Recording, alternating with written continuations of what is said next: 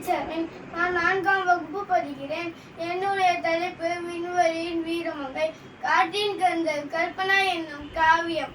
கல்பனா சாவ்லா 1962ஆம் ஆண்டு மார்ச் 17ஆம் தேதி ஹரியானா மாநிலத்தில் கர்னல் என்னும் ஊரில் பிறந்தார்.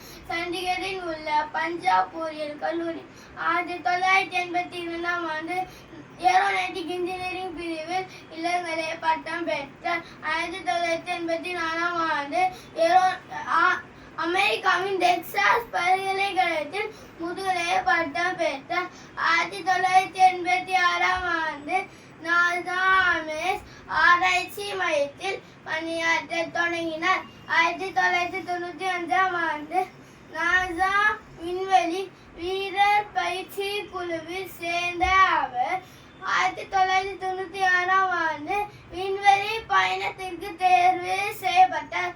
கொலம்பியா விண்வெளி உத்தியானத்தில் 87இல் பயணித்த அவர் தனது முதல் பயணத்தில் 360 மணி நேர விண்வெளியில் இருந்து 10.27 மில்லியன் கிலோமீட்டர் தூரம் பயணித்து பூமியை 252 முறைகள் சுற்றி வந்துள்ளார். 2003ஆம் ஆண்டு 107 விண்கலத்தில் சென்று மைக்ரோ கிராவிட்டி சோதனைகள், ஆரோக்கியம் மற்றும் பல்வேறு சோதனைகள் மேற்கொண்டு பூமியை திரும்பிய பிப்ரவரி 1ஆம் தேதியான சோதனைகள் இந்தியாவில் மட்டுமல்ல உலகே அது சுழற்றியது. வாழ்க்கையில் சாதிக்க துடிக்கும் ஒவ்வொரு பெண்களுக்கும் கல்பனா சாவ்லா ஒரு ரோல் மாடல். 40 ஆண்டுகள் மற்றும் மண்ணில் வாழ்ந்தவர்.